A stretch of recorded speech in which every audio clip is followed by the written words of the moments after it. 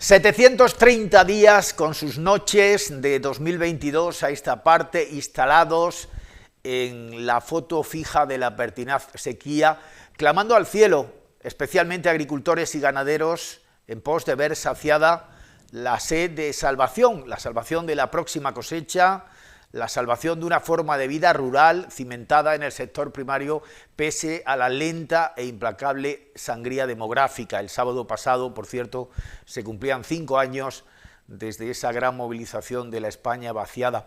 Y en apenas una semana, 8 días de procesiones de Semana Santa programadas, la lluvia abundante y generosa, cargando de razones el milagro de la resurrección, nos sumerge en el tránsito hacia la reeditada tradición de la vida después de la muerte, del invierno a la primavera, de la última producción agroganadera a la venidera.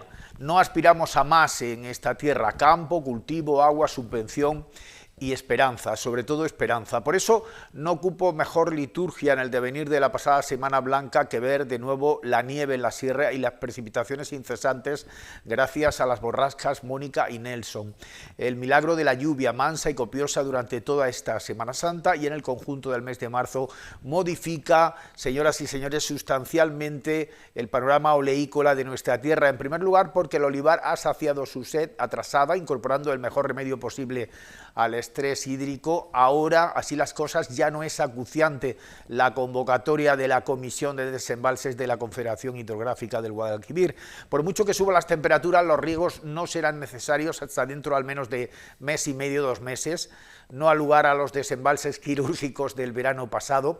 En el año hidrológico, desde el 1 de octubre pasado, se han recogido en la provincia de Jaén de media hasta hoy más de 550 litros por metro cuadrado.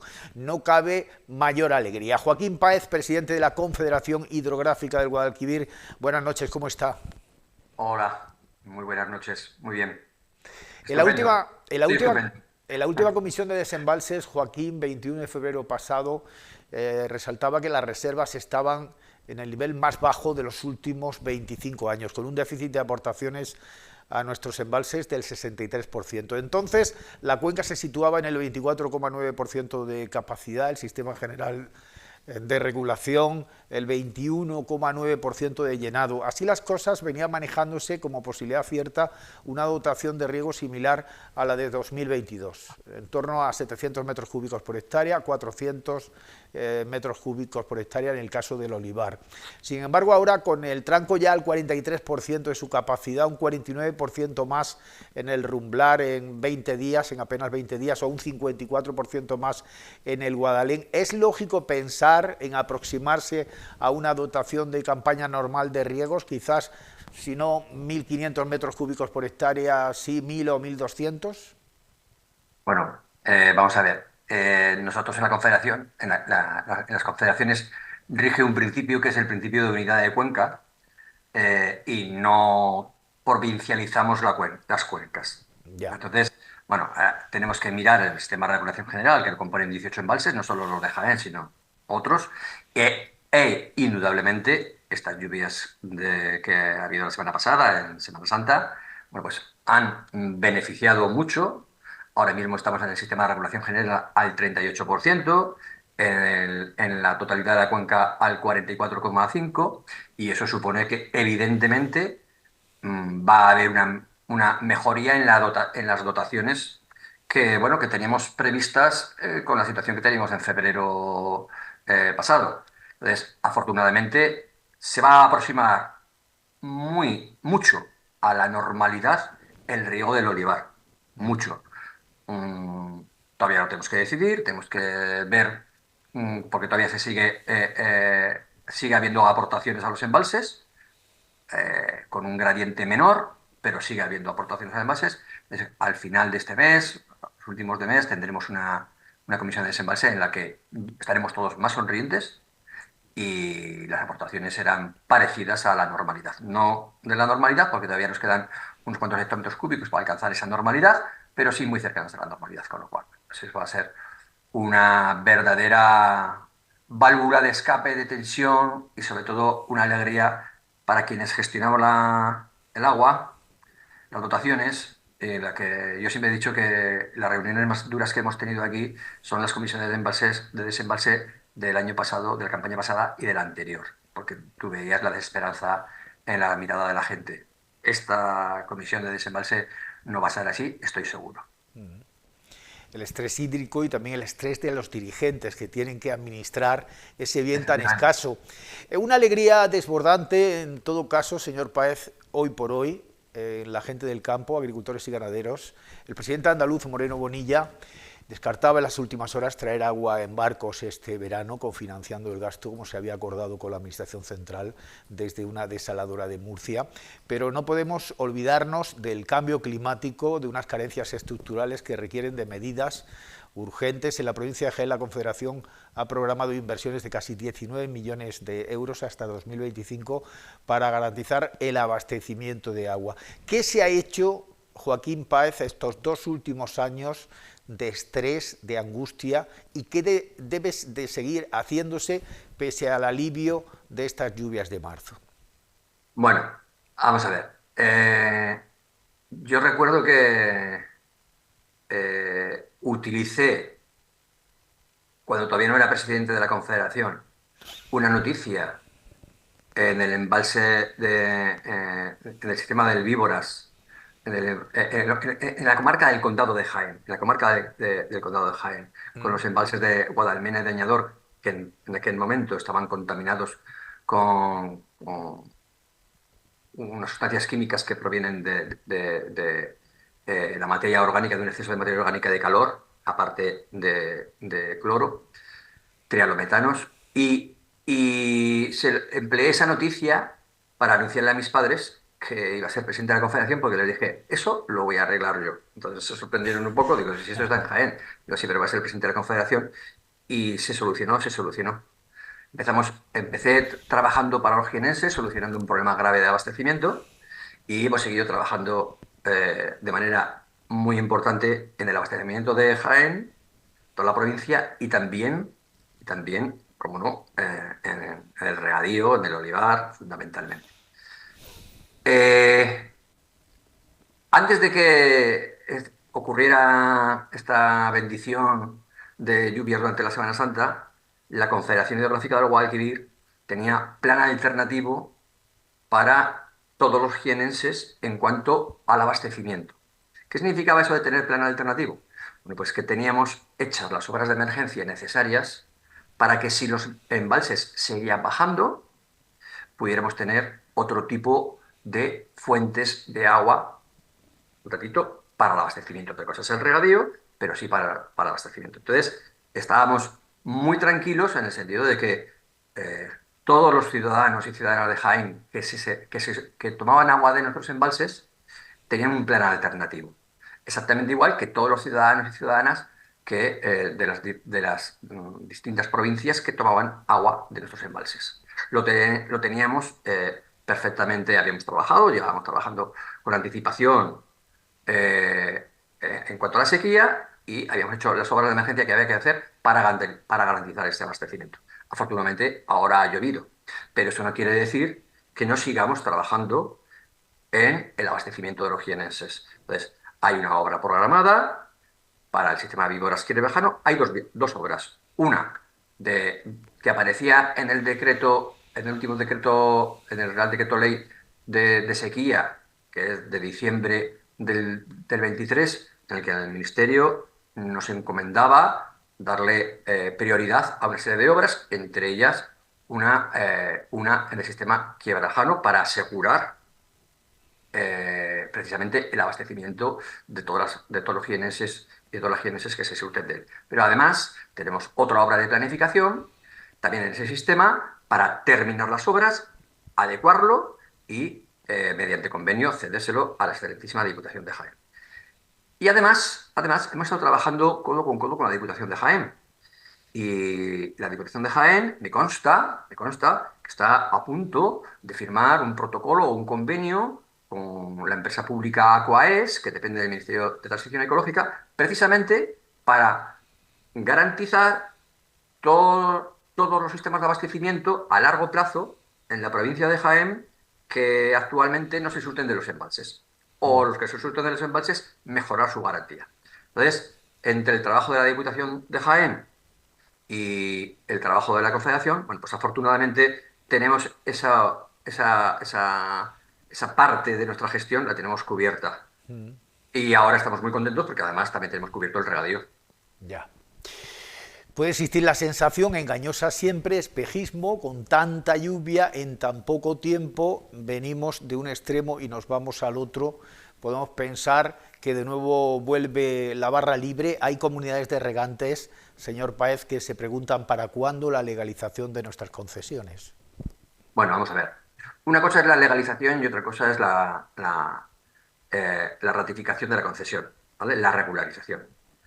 En Jaén existe un problema que hemos heredado, aquí heredamos lo bueno y lo malo, que este equipo ha heredado, que es, bueno, pues, por ejemplo, la existencia de riegos extraordinarios, la existencia de algunas concesiones que han estado enquistadas durante mucho tiempo y que el buen trabajo de los técnicos y técnicas de la Confederación han, si no solucionado de manera definitiva, en todos los riegos extraordinarios, donde hay casi rondando las 30.000 hectáreas. Bueno, pues nosotros de esas 30.000 hectáreas ya hemos solucionado, este equipo ha solucionado más de 17.000, contando en esas 30.000 hectáreas lo que en Jaén se conoce como las 8.500.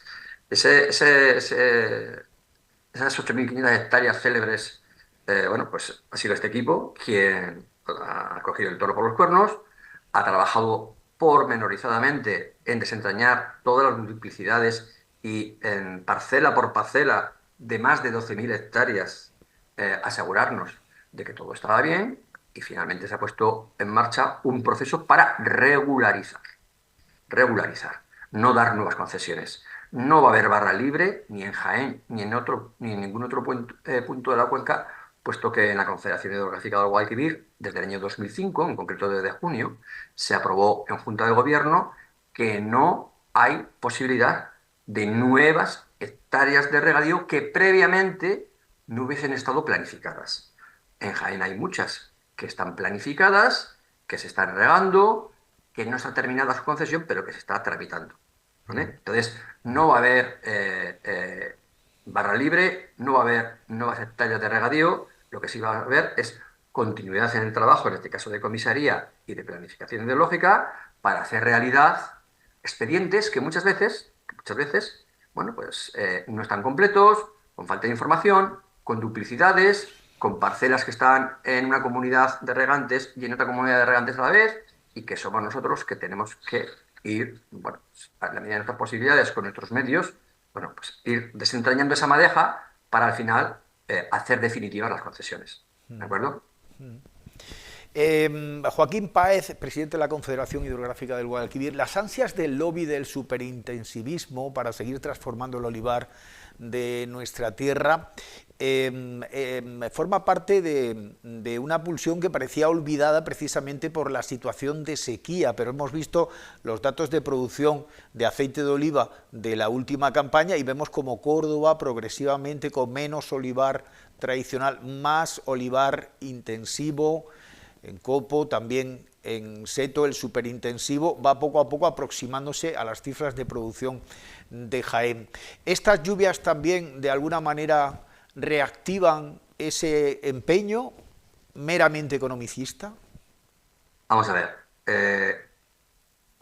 Yo pienso que cualquier tipo de producción, sea olivar tradicional, intensivo, superintensivo o remolacha azucarera, cualquier tipo de cultivo, lógicamente busca un beneficio económico.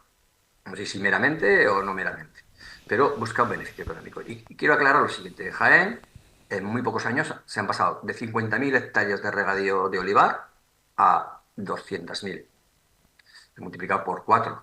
En la cuenca tenemos 500.000 hectáreas de olivar de regadío. Somos la cuenca que tiene la cuarta parte del regadío de toda España. Y gracias al buen trabajo de la Confederación, de sus técnicos y de sus técnicas, bueno, atendemos, yo creo que casi con precisión de cirujano, las necesidades de nuestros regantes, sabiendo que somos especialmente vulnerables al cambio climático por la situación geográfica y la situación climática, y además bueno, por la situación geográfica, sin que hubiese cambio climático, también, bueno, sin tener aseguradas las lluvias en una distribución homogénea espacial y temporalmente. Entonces, eh, ahora mismo, nosotros cuando revisamos el plan, tenemos posibilidad de, de dotar a lo que se conoce como cultivos superintensivos con hasta 5.000, casi 6.000 metros cúbicos por hectárea. Entendíamos que en una cuenca como la nuestra era una locura y lo que se conoce como cultivos superintensivos no pasa de los 3.000, 3.300 metros cúbicos por hectárea. Prácticamente todo lo que se conoce ahora como olivar superintensivo realmente es olivar intensivo, que riega con 2.500 metros cúbicos por hectárea. De olivar superintensivo hay muy pocas hectáreas sencillamente porque no ha dado, el que riega con 3.300, no recuerdo la cantidad, pero yo creo que son 3.300 o 3.500, no pasa de 3.500. Sencillamente no ha dado tiempo, no había dado tiempo a el establecimiento de ese olivar. Y repito, mucho de ese olivar que en la zona de Córdoba, como usted ha dicho, y en otras zonas, sobre todo del Bajo Guadalquivir, del tramo final o de la mitad para abajo del Guadalquivir, están apareciendo de olivar, son cambios, cambios de cultivos que estaban consumiendo 6.000 metros cúbicos por hectárea y ahora consumen del orden de 2.500 a 3.000, lo que nos permite un ahorro importante de agua. Es una medida que sí aparece en el plan, en este plan actual, el recién aprobado plan del Guadalquivir, y también aparecían del anterior. Habrá que plantearse si para futuro esa medida sigue siendo conveniente, pero repito, ese superintensivo que se emplea a veces con demasiada, y no lo digo por usted, pero que se emplea con demasiada ligereza, ahora mismo son muy pocas hectáreas las que están regando superintensivo. Lo que vemos es regadíos con intensivo, que además, si se han implantado recientemente, suponen un ahorro neto de agua muy notable para regar el olivar tradicional y para regar todos los cultivos de la cuenca, que son 900.000 hectáreas, 895.000 hectáreas en concreto este año. Entonces, por eso digo Sí. que procuramos ahorrar agua y, tomando las palabras suyas de antes, no hay barra libre. Hay control férreo para hacer un cambio de un cultivo que consuma mucha agua a uno menos, pero aumentar hectáreas. Tiene que haber unas evidencias grandísimas y una demostración muy grandes con una seguridad rotunda para que ese cambio se pueda producir, porque nos jugamos mucho, porque sabemos en qué cuenca estamos, cuáles son sus presiones y cuál es su climatología. Y también conocemos el cambio climático que lo vivimos día a día. Es muy importante lo que ha dicho al principio Joaquín Páez. Gestionan desde la Confederación el conjunto de los intereses en materia de agua de la cuenca, no con datos ni intereses provincializados. Por eso, hablando de los 2 últimos años y para finalizar, se redujo, señor Páez, la superficie cultivada de arroz en las marismas del Guadalquivir, es un dato reciente, en torno al 92%. Luego está el proyecto de nuevas concesiones que prometía la Junta de Andalucía en Doñana. ¿Existen esos riesgos ahora con la llegada de la lluvia y la nueva situación en nuestra cuenca? Vamos a ver, las concesiones de regadío en el Guadalquivir no lo da la Junta de Andalucía. No sé si el dato le ha llegado a usted mezclado No, no, no, no. Yo no digo que las concesiones, digo las peticiones a las que se Ah, sumaba el bueno, gobierno andaluz. las peticiones del gobierno andaluz, bueno, el gobierno andaluz, en el ámbito de sus competencias, que son en la cuenca del Guadalquivir, son agricultura, ganadería, medio ambiente y ordenación del territorio, puede decir lo que crean conveniente, pero quien da las competencias hídricas, quien las tiene es la Confederación Hidrográfica del Guadalquivir. Y ni en Doñana, ni en Jaén, ni en Córdoba, ni en ningún otro punto de la cuenca del Guadalquivir puede aumentar las hectáreas de regadío nuevas. ¿Vale? Ya lo he dicho antes, que hay concesiones que están planificadas. Entonces, en ese respecto, con respecto al arroz, el arroz es un cultivo que tenemos, igual que tenemos 500.000 hectáreas de olivar, tenemos 36.000 hectáreas de arroz. Igual que el olivar produce empleo, el arroz produce empleo. Y nosotros gestionamos lo que tenemos. Lo que sí le digo es que ni van a aumentar las hectáreas de olivar, ni van a aumentar las hectáreas de arroz, y que vamos a hacer todo lo posible para que con el principio de unidad de cuenca, pues todos nuestros usuarios se vean beneficiados. Porque hacer supuestos agravios de que si el arroz consume mucho o consume poco, yo creo que en este truco de gestionar las cuencas con el principio de unidad, que lo ratifican 98 años de presencia de la Confederación del Guadalquivir, mm, gestionando, es decir, que es una fórmula de éxito evidente, la unidad de cuenca, bueno, pues nos permite ver desde arriba. Nosotros vemos desde arriba lo que consume el arroz y también vemos desde arriba los sedimentos que llegan al arroz a través de todo el tramo del río hasta su desembocadura. Y vemos cómo determinadas, por ejemplo, determinadas actividades de acuicultura en los tramos bajos han tenido que cerrar porque el río viene cargado de sedimentos y no son productivas. Lo procuramos gestionar todo desde arriba. Ahora hay una palabra muy bonita que se emplea que es holísticamente. Y además procuramos conseguir sinergias. Y nos entendemos con todos los regantes, con todas las organizaciones agrarias, siempre poniendo el foco muy arriba. No poniendo el foco en Andújar, ni poniéndolo en Fuente Palmera, ni en Isla Mayor, en la cuenca, defendiendo los intereses de nuestros usuarios. Para finalizar, muy breve, porque es una fotografía, una estampa de las últimas horas en las que hemos tenido la fortuna de estar por allí cerca. La presa de Siles, Joaquín Páez, al 80% de su capacidad. ¿Para cuándo las conducciones? ¿Cuándo va a llegar ese momento que tanto ansían los agricultores del entorno? Como se suele decir, me alegra mucho que me haga esta pregunta. Vamos a ver. Cuando nosotros llegamos a la Confederación, vimos que había una presa con agua, con dotaciones, es decir, con el plan diciendo que se pueden consumir 6 hectómetros con 6,18 o 6,21 hectómetros cúbicos y que no había conducciones. Bueno, más allá de sorprendernos o no, eso da igual.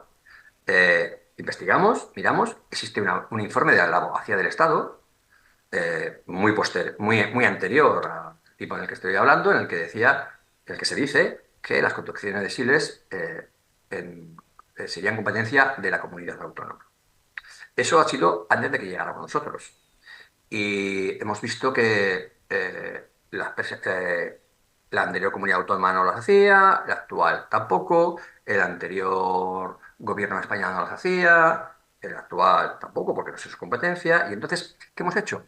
Bueno, pues lo que se hace en la mayor parte de los regadíos, en el 80% de los regadíos, definir un perímetro regable, que lo definió la Junta de Andalucía a petición nuestra, tardó un tiempo largo, más de un año en definirlo, pero lo definió finalmente.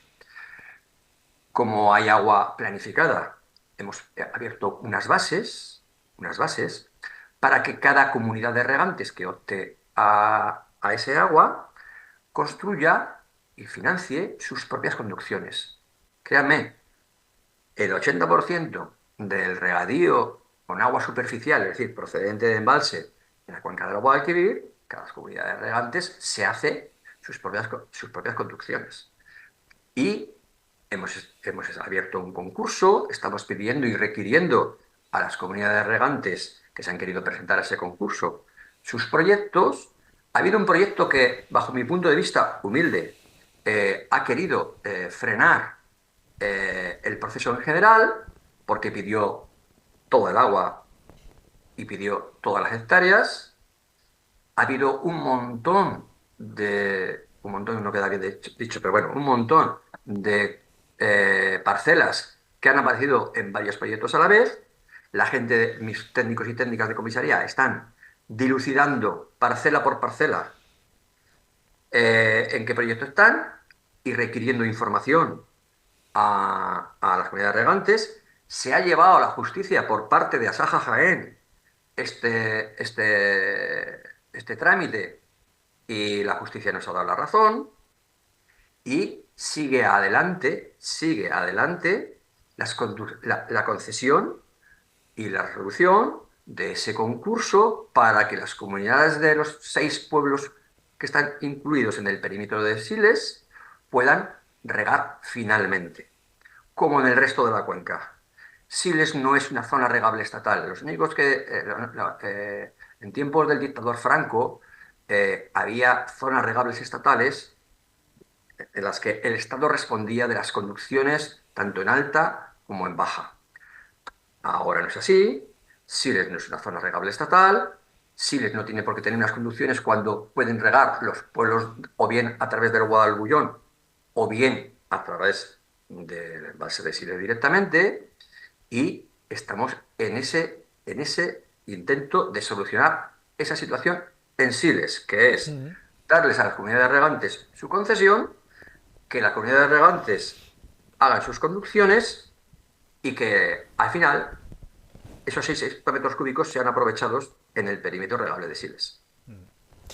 Pues queda perfectamente aclarado todo el proceso, ese recordatorio lógico, ahora que estamos en tiempo, esperemos, de prolongada situación de bonanza en materia de riegos. Ha sido realmente un placer hacer esa visión panorámica ahora que se puede hacer y cuando el estrés, tanto hídrico como el de los propios gestores de nuestro bien tan escaso, se redujo considerablemente tras la santísima Una puntualización, Semana perdóname, Blanca. una puntualización. Nosotros no tenemos estrés, tenemos preocupación. Quien sí tenía o que sí tiene estrés es el que se juega su dinero, sus inversiones, su futuro, su familia. Entonces, entendemos ese estrés. Sabemos que es como, yo suelo decir, cuando yo era joven veía Gran Hermano, ahora ya no lo veo, pero en Gran Hermano había un dicho que decía, en la casa todo lo magnifica, pues la sequía todo lo magnifica. Nosotros no tenemos estrés, afortunadamente tenemos, no lo digo por mí, pero sí por mis técnicos y técnicas, mucha competencia para gestionar una sequía que ha sido muy dura, muy intensa y en la que en Jaén en concreto se ha regado los 5 años de sequía. Bien. Una vez más, una vez menos. Es buena la referencia a ese icónico reality, Sí, porque sí. algunas veces, cuando realmente más apretaba la pertinaz sequía, dicen que la Comisión de Desembalse de la Confederación Hidrográfica del Guadalquivir se convertía en una suerte de gran hermano, salvando Bueno, las no sé distancias. quién lo dirá, pero yo te lo digo, eso desde luego yo te lo digo. Joaquín Páez, presidente de la Confederación Hidrográfica del Guadalquivir, ha sido un auténtico placer. Muchas gracias. Igualmente, para mí también. Gracias.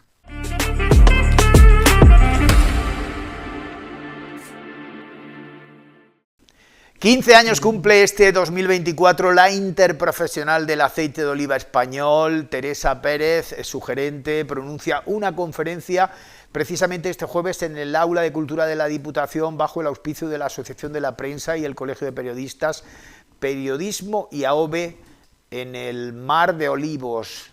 Teresa Pérez, ¿qué tal? Buenas noches. Muy buenas noches. 15 Encantada de años, estar con ¿quién lo iba a vosotros. decir? ¿Eh? Qué pronto Encantada. pasa el tiempo, ¿no?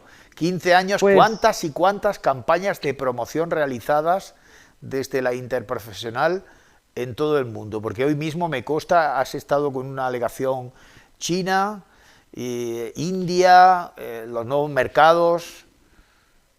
así es, el tiempo vuela y la verdad es que han sido 15 años que han dado para mucho, para más de medio centenar de campañas de promoción en todo el mundo y sobre todo para dar un paso adelante que dio el sector ya por finales de 2008, para pasar de lo que había sido la revolución de la producción a la transformación en la comercialización y a la puesta en valor del origen de España.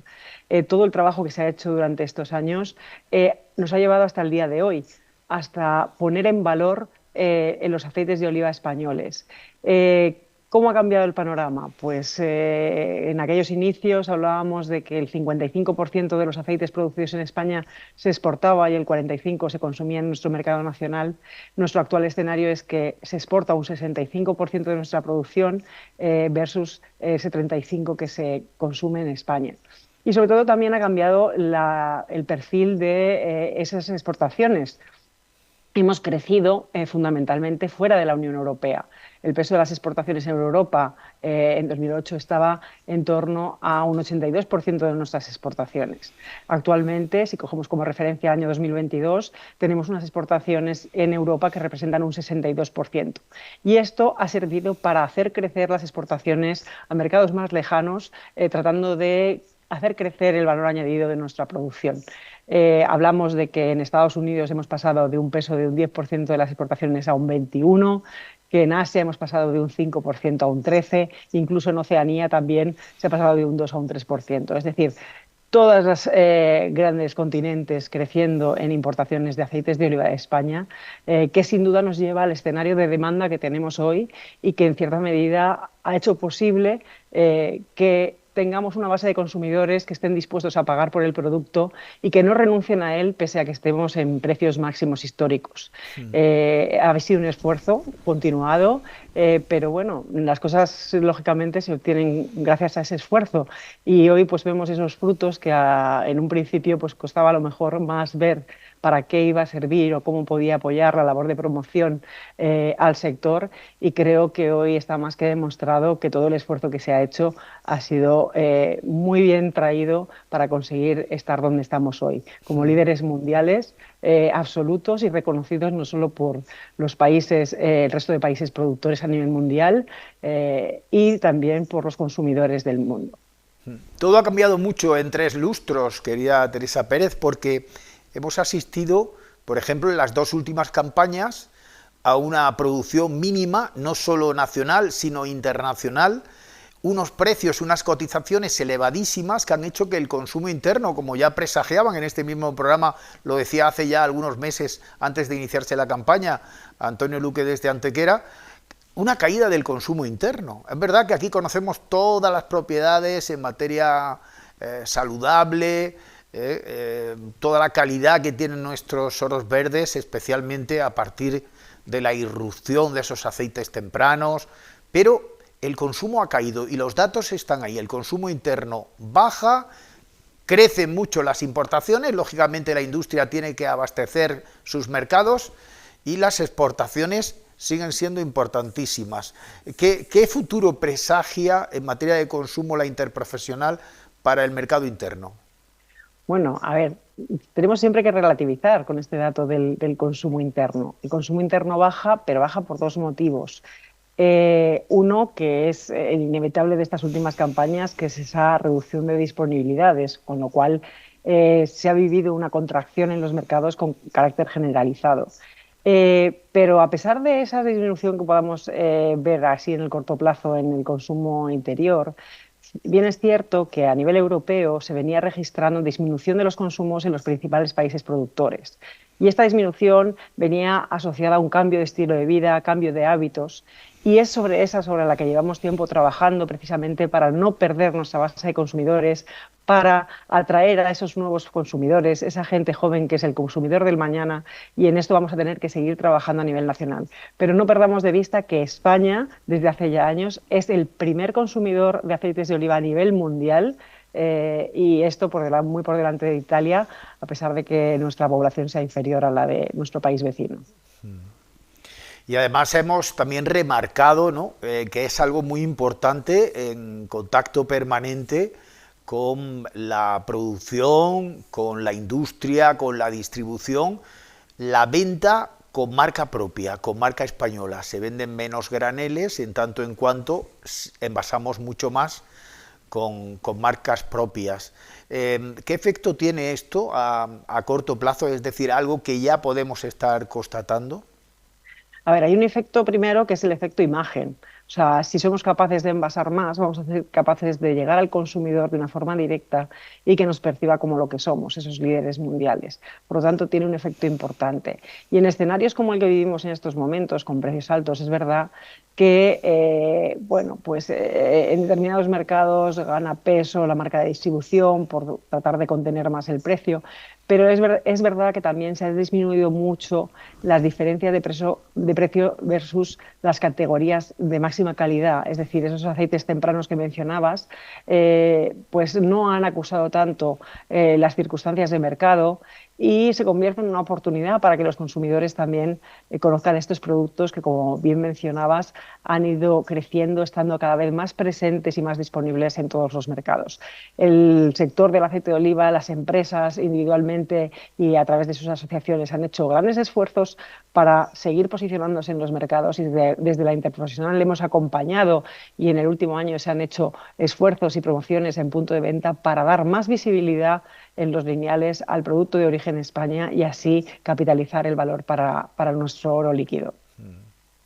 Veo ahí junto a ti un eslogan que es oportunísimo, ¿no? Ninguna cocina sin los aceites de oliva de España. Se supone que hay que empezar practicando con el ejemplo en la propia cocina, en la cocina de uno, donde hemos visto que han llegado otras grasas vegetales, pero insistimos, y es bueno que lo recuerde Teresa Pérez, que España sigue siendo el principal consumidor de su aceite de oliva. El futuro a partir de ahora, ¿hacia dónde tiene que encaminarse? Porque con las lluvias de la Semana Santa, que es la gran alegría de las últimas horas, como reconocía aquí mismo en este programa hace unos minutos el presidente de la Confederación Hidrográfica del Guadalquivir, hay que pensar que el futuro puede pintar hacia una campaña media alta, no sé si en el concierto internacional, con unas expectativas similares, y viendo la elevación de costes para la producción, uno puede pensar, oye, cualquier cosa menos retroceder de golpe al tiempo de la prepandemia, ¿no? Hombre, lo ideal sería un escenario de transición, un escenario en el que tengamos, como bien mencionas, una campaña que sea una campaña media y que, bueno, pues sirva para de alguna manera aliviar un poco esa tensión en los precios actual, para que volvamos a recuperar parte de las ventas de los consumidores que a lo mejor son menos fieles y que, bueno, pues han decidido no priorizar a los aceites de oliva o reducir su consumo, pues que tengamos la posibilidad de rescatarlos rápidamente, que esto no se quede durante mucho tiempo para que no pese y no perdamos las capacidades de venta en los mercados que habíamos llegado a atesorar. Pensemos que España ha conseguido exportar más de 1.100.000 toneladas. Ese fue el récord máximo histórico, por lo tanto denota la capacidad y las posibilidades que existen en los mercados. Por lo tanto, el gran hándicap que hemos tenido esta campaña y la anterior es la falta de disponibilidad de producto, con lo cual con una campaña media volveremos a tener disponibilidades de producto y esto volverá a abrir expectativas y posibilidades en muchos mercados. Los agentes del sector, Teresa, los implicados obviamente en el día a día de la Interprofesional del Aceite, ¿son conscientes de la eficacia, de la utilidad, de la virtualidad de la herramienta? Se ha demostrado, ¿no? A pesar de las cotizaciones a la alza, en muchos sitios, en muchos mercados, es imprescindible, como reza el eslogan, que en la cocina haya aceite de oliva y aceite de oliva español. Pero hay que seguir reclamando mayor exigencia y compromiso, más aportación, solamente viendo cómo funcionan en materia promocional, por ejemplo, la almendra californiana, ¿no? Y cuál es la aportación que hacen los distintos agentes, los productores, los industriales, los distribuidores comerciales. Hay que seguir reclamando a los agentes una mayor contribución a la Interprofesional ahora que se cumplen los 15 añitos. Bueno, ahora nos toca precisamente trabajar en eso, en una nueva propuesta de extensión de norma en la que están todos los agentes del sector implicados, todas las asociaciones que forman parte de la Interprofesional trabajando y, como tú bien decías, al final la Interprofesional es un instrumento al servicio del sector y siempre que demuestre su capacidad y su eficacia para hacer prosperar al sector, seguirá funcionando. Ahora mismo, pues bueno, se va a seguir trabajando en los objetivos que hasta ahora, porque lógicamente el trabajo hecho hasta aquí no ha hecho más que empezar. Tenemos todavía muchísimo trabajo por delante. Y este compromiso de si hay que aumentar o no aportaciones, todo el dinero es poco. Mencionabas a la almendra californiana, pues la almendra californiana prácticamente invierte en un año lo que nosotros prácticamente invertimos en 8. lógicamente es un nivel de recursos mucho más alto.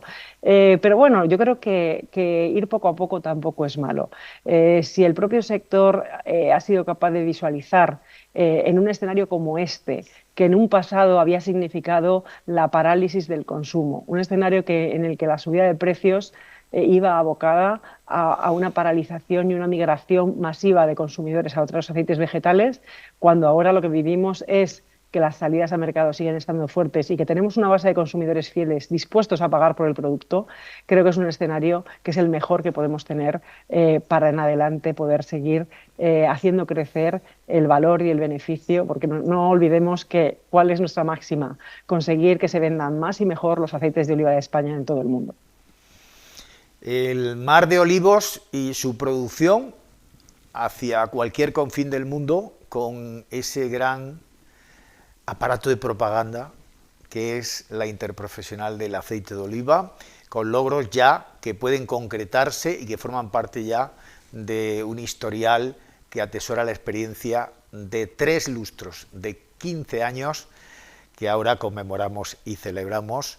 Gracias, Teresa Pérez, gerente de la Interprofesional, y hasta dentro de muy pocas horas. A ver qué nos cuentas, el periodismo y el mar de olivos desde la experiencia de la venta de nuestro mejor bien, más preciado bien agroganadero, nuestro aceite de oliva en todo el mundo.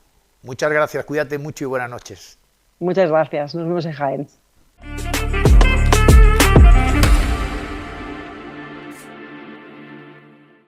Este sábado se entregan en Carboneros los 8º Premios Solidarios Corazón de Olavidia, una iniciativa que reconoce a personas y entidades que trabajan desde la solidaridad y la concordia para enaltecer la dignidad humana y sus valores, así como para construir sociedades más justas y prósperas. 10 reconocimientos en esta edición, vamos a subrayar un par de ellos: orgullo de paisanaje en ambos casos.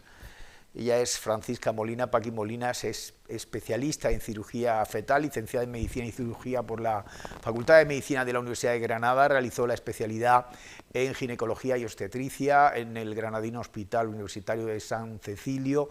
Paqui se dedica a la ecografía obstétrica de forma exclusiva desde 2004, más de 2.000 ecografías de alto riesgo al año, más de 700 procedimientos de cirugía y terapia fetal y más de 4.000 procedimientos invasivos de diagnóstico prenatal. Paqui, ¿cómo está? Buenas noches. Pues muy bien, muchas gracias por la invitación, buenas noches. De Torreperogil a Granada, de Granada a Torreperogil, es Ajá. un camino que ya se hace en autovía. Pues sí, cada vez se tarda menos, estamos más cerquita, 1 horita y media. Mujer empoderada, plenamente empoderada.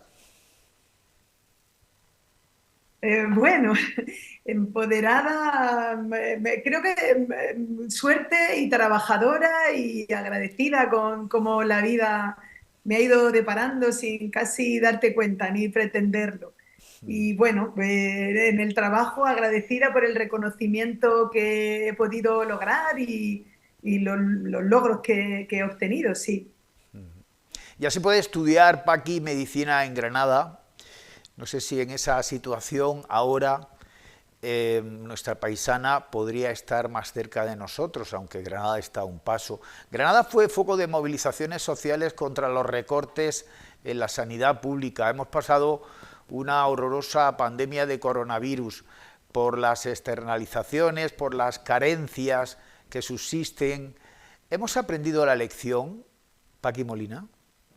Uf, qué complejo, qué compleja pregunta, es verdad. Nosotros los sanitarios sí que es cierto que sentimos que todos los recursos son pocos y que obviamente vemos los problemas directamente con el paciente y nos gustaría, por supuesto, tener muchos más. Entiendo que es compleja la situación, la medicina cada vez se está haciendo más cara, como no puede ser de otra forma, cada vez las pruebas diagnósticas son más, cada vez queremos los tratamientos son más sofisticados, queremos ofrecerlo, ¿no? Y todos queremos hacer todas las pruebas, todos los tratamientos sofisticados, y supongo que es un tema de recursos y desde luego pues saben a menos de lo que tenemos. Y creo que eso, que la pandemia debería habernos dejado ese pozo de que de que la sanidad es importante, de que se necesita mucha investigación, de que se necesita mucha prevención y que, bueno, que es uno de los pilares más importantes. Yo creo que todo el mundo lo reconoce así. El orgullo por nuestra sanidad pública era algo que cuando llegaba cada 28 de febrero se preguntaba a los andaluces y las andaluzas y decían, entre otras cosas, de lo que se sentían más orgullosos como pueblo de haber conseguido pues un estado del bienestar que les permitía, por ejemplo, a través de becas, que sus hijos, aun estando en una situación económica precaria, pudieran estudiar, pudieran situarse, pudieran progresar, la sanidad pública, investigación y tratamiento desde lo público.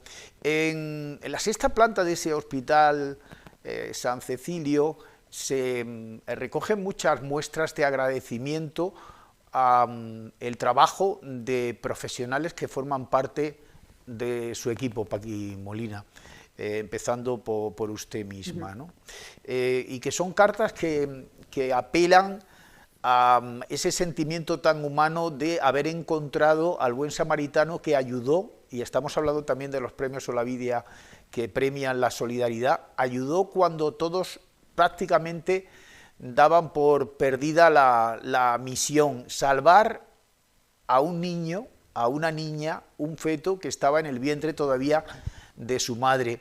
Qué labor tan compleja, tan angustiosa a veces, pero tan gratificante. Totalmente. En ese sentido, yo creo que sí que ese empoderamiento ha sido suerte completamente. Yo vengo de Torre Perojil, mi familia no son médicos, y tuve la suerte estando en Granada, pues a través de distintos catedráticos de la universidad, de terminar formándome en Londres en esto, en un momento donde en España pues este tipo de procedimientos casi no se hacía, quizá en algún hospital en Barcelona, y volver y poder realizarlo aquí para mí fue un sueño. Desde luego movida por muchísima vocación y muchísimas ganas también de servicio, de saber que esta disciplina se necesitaba y que aquí también era necesaria y que no se estaba haciendo. Y luego es cierto, al final se necesita un equipo grandísimo, nuestro hospital entero se ha volcado en estos 15 años que llevamos ya haciéndolo, los compañeros enteros se han volcado. Y en eso que decías de los pocos recursos, muchas veces es que no nos damos cuenta, estos casos aparecen de urgencia y necesitan tratamiento en 24 o 48 horas. Y al final tienen que depender, como no puede ser de otra forma, es muy complicado planificarlo y tienen que depender de eso, de la generosidad, de la buena voluntad, de la convicción de lo que hacemos está bien, pero de todo un equipo, que trabajamos, por supuesto, horas que no son de horario laboral y a los que nadie le duele, porque el impacto es tan grande en las familias que siempre consideramos que tiene que hacerse así. Entonces sí, no se reconoce todo el tiempo que trabajamos, ni hay recursos para todo, porque es difícil programarlo, pero el equipo hace que se resuelva y en eso estoy muy feliz, muy orgullosa. La vocación, la pasión por el trabajo, las estadísticas, las cifras eran realmente satisfactorias. En 12 años, más o menos, que llevaba... 15 ya, 15. 15, ¿no? ¿Hay cuántos niños ya? Porque el dato que yo tenía, que ya se ha quedado desfasado, era 400 niños que habían logrado salir adelante a través de 500 Llevamos por casi intervenciones. 800 en estos 15 años. ¿Cuántos ya? Casi 800 ya. 800. No solamente de Granada, sino también de provincias como Jaén, como Almería. Nos llegan de Canarias, nos llegan Canarias. del sur, de Andalucía, el sur de España, Canarias, Murcia, Cartagena, porque al principio, como digo, éramos los segundos del país, pero ya han ido abriendo unidades de este tipo de especialidad en Madrid también, y por supuesto en Barcelona, en el norte de España también.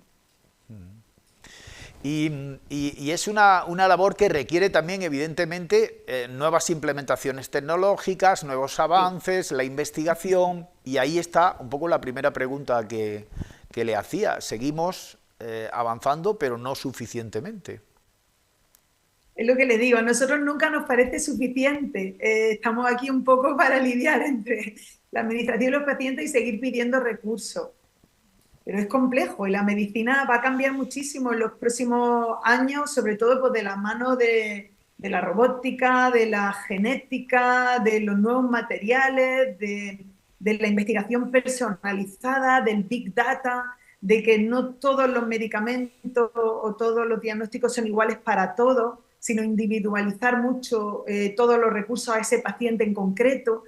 Y eso pasa por lo que le digo, por recursos, por investigación, desde luego por dinero. Y es verdad, es muy vertiginoso porque vamos a ver grandes cambios. Es una cuestión, digo, para una ginecóloga, para una profesional de la sanidad que salva la vida dentro del vientre de su madre, de un feto, esa cláusula de conciencia que tanto se pone sobre la mesa en muchas cuestiones. Acabamos de conocer un caso de un joven que llevaba mucho tiempo reclamando la eutanasia, ya no veía, no podía hablar, etcétera, etcétera. ¿Cómo se plantea una ginecóloga que está salvando vidas permanentemente la objeción de conciencia ante, por ejemplo, un aborto?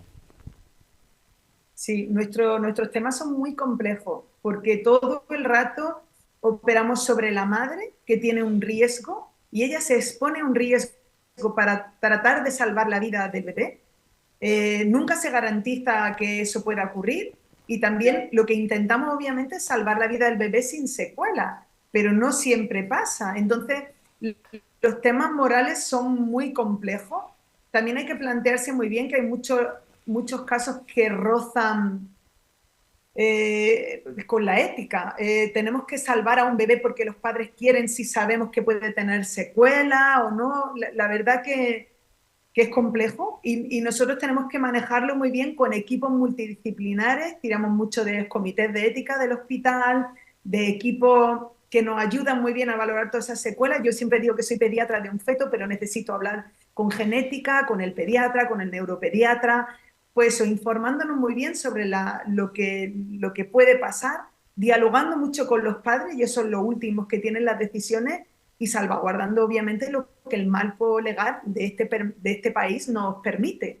Y siempre decimos eso, que no somos juez ni parte, estamos en un contexto donde tenemos que informar muy bien a los padres con los recursos que tenemos sobre cuáles son los pronósticos y enmarcarlo en la ley y en el marco legal de este país, y a partir de ahí los padres son los que deciden, también con su moral, con sus recursos, y deciden también duramente sobre la vida de otro ser humano, que no son ellos. O sea que sí, es un tema complejo. Complejo éticamente, en todo caso, el aborto, Paqui Molina, es un derecho. Desde luego, sí, con los supuestos que en nuestro país existen, y yo siempre digo que también menos mal que en nuestro país se reconoce, porque desde luego vemos verdaderos dramas a nivel médico, a nivel familiar, y es un derecho que existe en este país al que muchos de nuestros pacientes se acogen totalmente. La vida y la muerte bordarse en la boca, cantaba Serrat, la esperanza de unos padres que quieren salvaguardar la vida de su hijo todavía no nato, cuando casi nadie les da esperanzas, y las encuentran precisamente en el Hospital Santa Cecilia con profesionales como nuestra paisana Paqui Molina, que este sábado estará por aquí, por nuestra tierra, recogiendo un galardón solidario, porque eso forma parte también del ADN, de la vocación de servicio público de una maravillosa profesional de la medicina como ella. Muchas gracias, Paqui Molina. Muchísimas gracias a vosotros, de verdad, por este reconocimiento que, bueno, pues nos motiva a seguir pasando los obstáculos y seguir trabajando con ilusión. Muchísimas gracias por lo que haces por todos nosotros. Vosotros.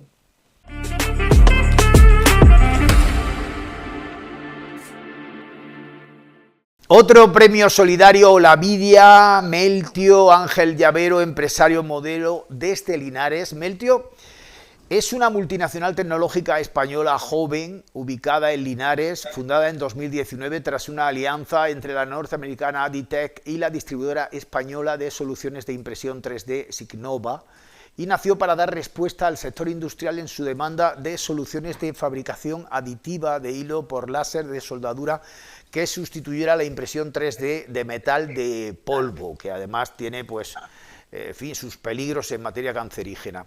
Un cabezal único y patentado a esa necesidad industrial en todo el mundo y en diferentes ámbitos de actividad. Una revolución tecnológica para sectores industriales como minería, automoción, aeroespacial, industrias auxiliares que fabrican utillajes y moldes para mecanizados, defensa, sector marítimo, cualquier industria grande o pequeña que necesite fabricar y reparar piezas metálicas con fabricación aditiva y reducción de costes, porque se puede hacer allí mismo. Es el fenómeno de la deslocalización respecto a procesos de fabricación, diríamos, convencionales. El Departamento de Defensa de Estados Unidos reconoce a Meltio como socio tecnológico estratégico. Y además, esa distinción, ese reconocimiento sirve para subrayar la apuesta por esta joven compañía de nuestra tierra, que permite a Meltio 3D aumentar sus posibilidades de tener relación con otros departamentos del país norteamericano en materia de defensa y también con ejércitos de otros países. Precisamente Ángel Llavero, que es el fundador y CEO de Meltio, subrayaba en una entrevista reciente, un joven que estudió en colegio público de Torrequebradilla, que luego se fue al Instituto Capitalino de la Fuente de la Peña y más tarde en la UJA, en nuestra UJA, que la gran sensibilidad que ha crecido en defensa por la guerra de Ucrania provoca que estén acudiendo a esta tecnología de impresión 3D de metal. Y eso ha permitido que, por ejemplo, la prestigiosa revista estadounidense Forbes haya incluido a Ángel Llavero y a su empresa en la lista de 24 Changemakers de 2024, que es Changemaker es el término acuñado para hablar de el emprendedor social que todos llevamos dentro, consciente de poder mejorar el mundo, mejorar su entorno. Ángel Llavero, buenas noches, ¿cómo está? Muy buenas noches, conoce muy bien la empresa. Sí. Digo que me supongo que abrumados, ¿no? Un tanto abrumados por todos estos reconocimientos, pero sobre todo por el incremento de actividad, ¿no? Por el crecimiento exponencial en tan poco tiempo, porque hablando de solidaridad y del premio de este sábado, yo recuerdo cuando en plena pandemia a Ángel se le ocurre que con sus impresoras 3D se pueden fabricar pantallas sanitarias de protección. Y uno cuando luego ve la noticia esto del Changemakers, solidario, global y deslocalizado, dice: oye, ahí estaba Ángel ya, en plena pandemia, en marzo del 20. Bueno, al final entiendo que es un poco un tema de cultura, un tema de valores, de cómo entendemos el mundo de los negocios. Aprovechando que pone el ejemplo del tema de la pandemia, recuerdo el primer día cuando empezó todo esto, que tuvimos una reunión y el primer comentario fue: no hacemos negocio con la pandemia, no se vende absolutamente nada, todo lo que podamos hacer colaborando y ayudando, hagámoslo, no tenemos que vender, no tenemos que hacer negocio. Bueno, al final para nosotros es una forma de ser y el dinero, el negocio es una consecuencia de hacer bien una estrategia, y cuando la gente somos felices y nos lo pasamos bien haciendo lo que hacemos y el equipo humano que tenemos es bastante bueno, muy brillante, pues te permite poder hacer este tipo de cosas y simplemente somos... En este caso, me ponéis mi nombre y mi cara, pero yo no dejo de ser el representante de 100 y pico familias que trabajan aquí 24 horas y que son muy brillantes. Y al fin y al cabo yo lo único que hago es poder representarlos y lo hago con mucha confianza porque son muy buenos. Socio estratégico del Ministerio de Defensa, la provincia de Jaén, Ángel, bueno, pues por aquellas cosas del destino, ¿no? Porque no hay mancha de mora que con otra verde no se pueda quitar, o porque lo del colce puede solucionarse con el CTDEX. Lo cierto es que ahora mismo escuchas a los políticos de Jaén, a los representantes de nuestra universidad, de tu universidad, de nuestra universidad UJA, hablar con una soltura de defensa, de estrategia, de la OTAN. Es un futuro que está por escribir, pero es un futuro que cuenta con nosotros, aparecemos en los créditos, que eso no pasaba nunca en Jaén. A ver, bajo mi punto de vista, creo que Jaén, la provincia de Jaén, y encabezado por las instituciones, por la universidad y por la sociedad civil en general, creo que estamos en un momento que es un punto de inflexión. La provincia de Jaén en los próximos años va a definir y va a decidir si realmente la provincia va a ser una provincia que tenga un futuro y que cada vez podamos tener menos despoblación o incluso podamos aumentar la población, podamos tener un retorno de mucho talento que se ha ido fuera buscando carreras profesionales exitosas, etcétera. Creo que ahora ese es el juego que tenemos aquí en la provincia. El sector de defensa ha caído como la lluvia de esta Semana Santa, es decir, es cierto que puede ser un sector que a priori para algunos sectores puede resultar algo conflictivo moralmente, pero realmente si vemos un poco la situación geopolítica que tenemos a nivel mundial y cómo los países están cada vez más preocupados por su seguridad, fundamentalmente Europa, que después de muchos años se encuentra con conflictos bélicos dentro de Europa y muy cerca de Europa, hace que para la provincia sea algo excepcional.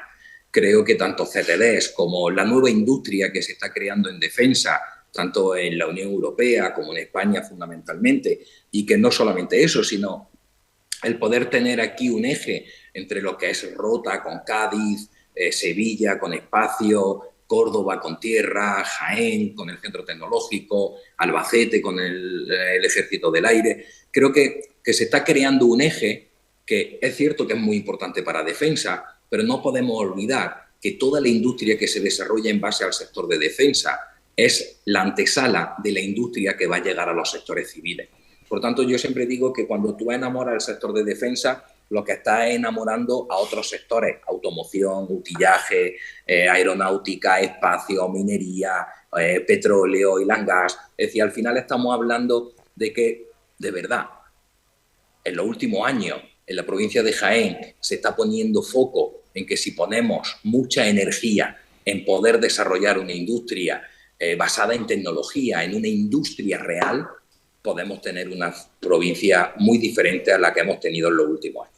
¿Y qué papel juega ahí Meltio? Porque tú te enorgullecías al hablar de tu compañía, de vuestra compañía, de ser capaces de sacar una tecnología que, cambiando 4 o 5 detalles, solventa limitaciones que existían en la actualidad. Yo hablaba al principio en la presentación de esa capacidad que tienen tus máquinas de estar en el lugar donde está el cliente y, por tanto, solucionar desde la deslocalización un problema de suministro, de tiempos, de logística, que es la base del futuro. El tiempo es oro.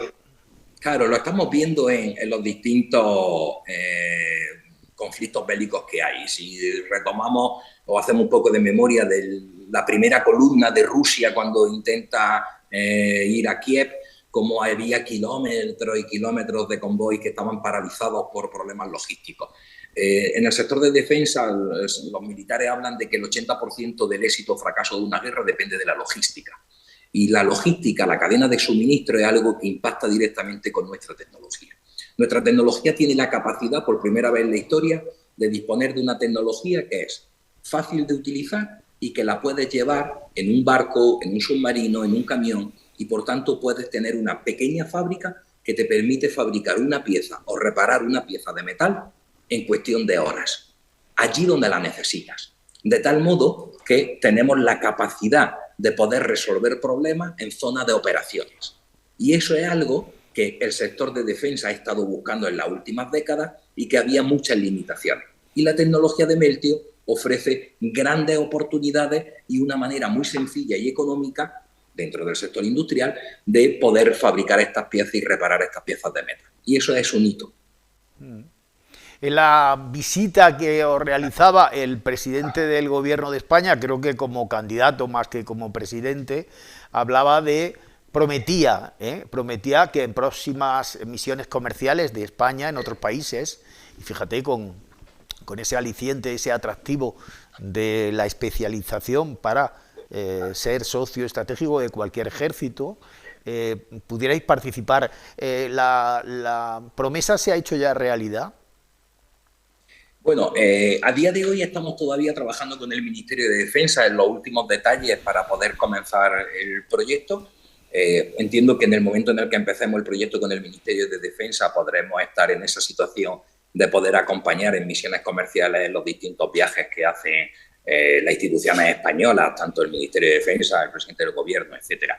Asistimos hace unos meses o hace unas semanas, hubo compañeros que estuvieron en la India, con el Ministerio de Defensa de India y con compañeros también de la industria nacional, Bueno, creo que al final es importante que España y que el gobierno, me da igual el color, ¿vale? El gobierno de España, el gobierno de las comunidades autónomas, los gobiernos provinciales, entendamos que la industria es la base de una economía. Y si somos capaces de que en estos últimos meses, años, España, pues, la globalidad, pongamos el foco en desarrollar la industria tecnológica, nos vamos a dar cuenta de cómo España puede tener una transformación extraordinaria. Lo estamos teniendo con la energía renovable. Podemos ser uno de los países con la energía más económica del planeta. Si a eso le sumamos el talento que tenemos en España, con las universidades, con las capacidades, la calidad de vida, la seguridad jurídica, nos vamos a encontrar con que España la podemos posicionar como uno de los lugares idílicos donde cualquier empresa querría tener su fábrica.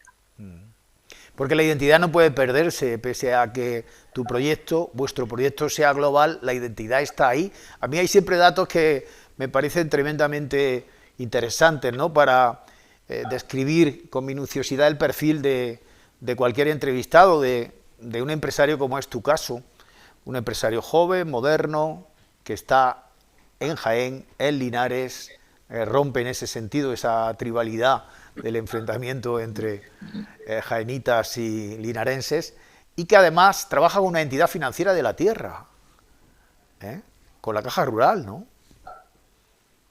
Bueno, al final, cuando quiere hacer un camino y lo quiere hacer solo, lo puede hacer muy rápido, pero es difícil llegar muy lejos. Cuando la estrategia se basa en tener un camino en el que sea lo más largo posible y lo más exitoso posible, tenemos que ir de la mano con compañeros de viaje, con partners, con colaboradores, con otras empresas, otras entidades que nos ayudan a ser mejores. Los bancos es un ejemplo de ello. Para mí es muy importante en la provincia de Jaén, una entidad como Caja Rural, el hecho de que puedan apoyar a empresas como nosotros, que se sale completamente de lo que es su entorno de confort, ¿vale? Tiene mucho mérito. Y creo que simplemente es un pequeño ejemplo de las colaboraciones que tenemos. Podemos decir que más de un 80% de nuestros proveedores son empresas que están a menos de 200 kilómetros de radio de nuestra ubicación. Y eso para nosotros es bueno porque estamos ayudando al territorio, pero sobre todo es bueno para nosotros porque nos da seguridad. Nos da seguridad de estar arropados por nuestros proveedores, que al final son los compañeros con los que hacemos la tecnología para ser lo más competitivos posible. Pues y el dinero es un proveedor más para nosotros.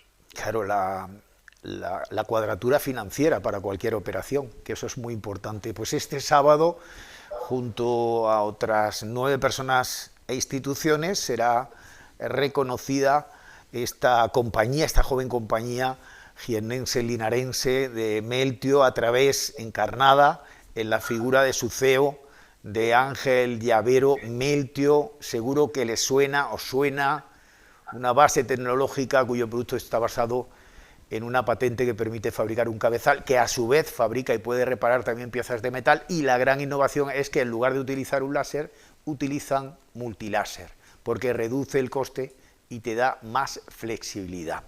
En fin, esto para alguien acostumbrado todavía al palo con el que cae el fruto, evidentemente es complejo, pero poco a poco nos iremos familiarizando con ese futuro que es hoy presente ya en nuestra tierra, gracias a empresas y experiencias como la de Ángel Llavero y Meltio 3D. Muchas gracias y buenas noches, Ángel. Muchas gracias a vosotros, muy amable. Buen día.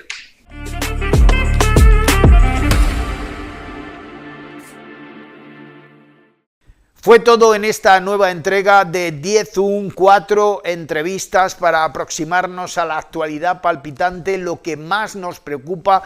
Ya han visto qué se va a hacer, qué se está haciendo desde la Confederación Hidrográfica del Guadalquivir. Puede haber una dotación de agua para el riego de nuestro olivar en esta próxima campaña, de campaña normal. Así lo ha dicho en nuestra sintonía, en este programa, en nuestra antena, Joaquín Páez, el presidente de la Confederación Hidrográfica del Guadalquivir. 15 años de experiencia en la promoción de nuestro oro verde, nuestro aceite de oliva, a través de la interprofesional del aceite de oliva español, con Teresa Pérez, su gerente, y 2 ejemplos de modelos de futuro para la provincia: la investigación, el estudio, una ginecóloga que salva vidas de niños y niñas no nacidos, no nacidas todavía en Granada, en el Hospital San Cecilio, Paqui Molina, y un empresario, un CEO convertido en modelo a través de su empresa de Meltio 3D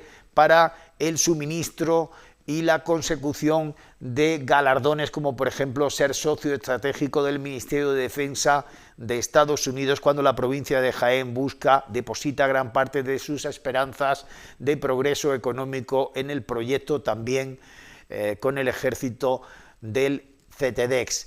Entrevistas hoy en 10UN, en 10 Televisión, la semana que viene, la próxima semana, la próxima edición, más y mejor. Buenas noches.